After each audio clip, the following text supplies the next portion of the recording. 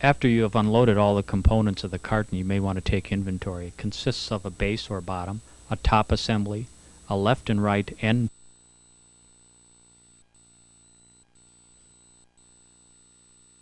base or bottom, a top assembly, a left and right end panel,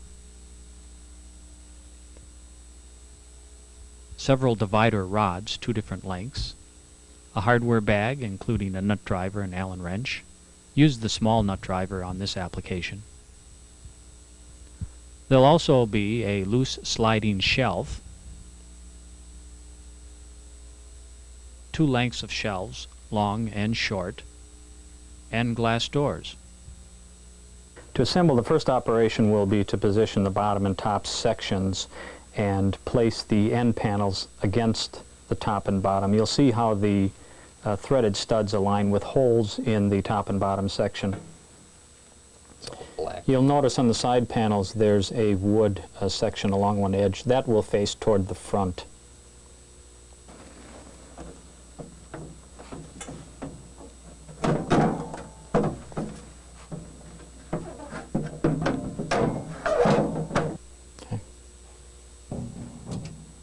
And secure the sides to the top and bottom using the nuts supplied and the nut driver.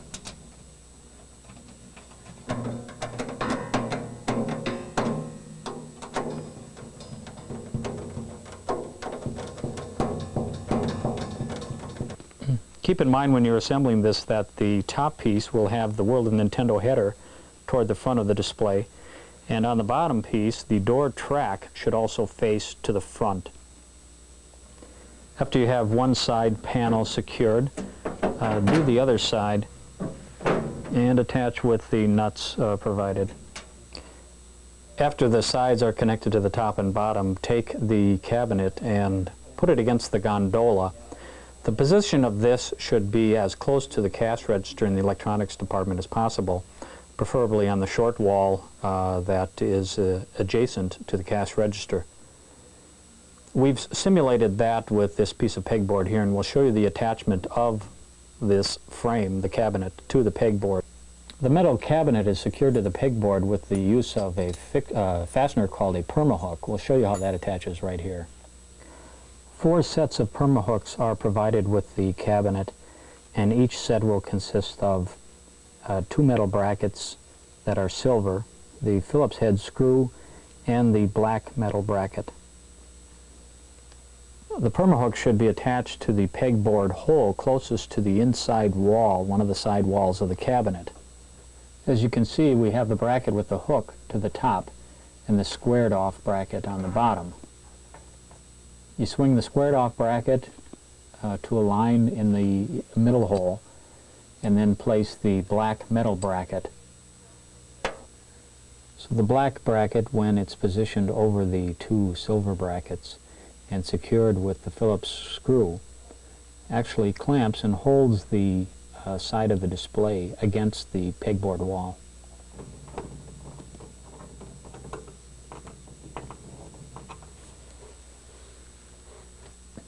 Be sure to attach the permahooks with the security bracket in 4 locations, 2 on each side, on both sides. And also be sure to check that the side wall of the cabinet is squared away. You can align it with the holes in the pegboard. Be sure that they're parallel. When everything is completely squared away, be sure that the screws on these permahooks are completely tightened. Go. And install them into the cabinet. The holes in the shelves should be positioned so that the dimension from the hole to the edge is the short dimension when it's properly installed in the cabinet.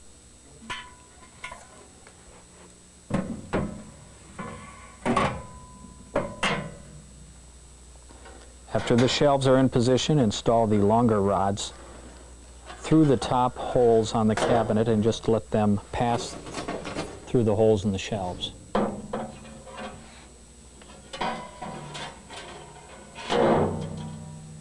Then we're going to install the sliding cabinet. Note that on the top of this sliding cabinet there are some nylon glides.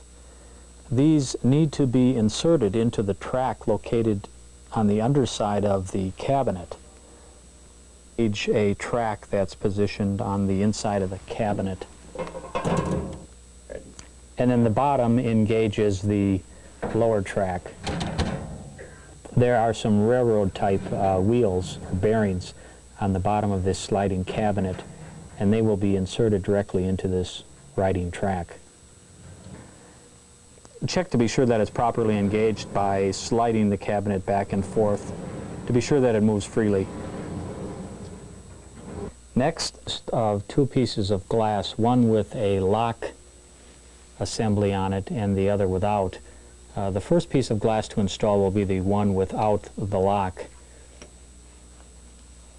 This gets installed onto the track by positioning it into the rear track and then lowering the aluminum extrusion on the glass onto the rear track and sliding it left and right until it actually drops into its locked position. The second piece is then installed to the forward track. Again, lift it up and onto the track, slide it back and forth until the aluminum shoe actually drops into its locked position. You'll be able to test for this by trying to pull up on the glass. You'll see that it will not disengage from the track. After the cabinet is completely loaded, you will need to lock it. The lock assembly consists of a key that has a removable insert. That will be inserted into the keyway. A quarter turn will release the key insert, which will remain in the keyway. To remove the insert, you insert the tip of the key into the lock keyway. Give it a quarter turn in the opposite direction and remove the entire assembly. That completes the assembly of the 18GW. When you stack the game packs on their ends, you'll find that you'll be able to store over 400 game titles in combinations of Super NES, Game Boy, and NES.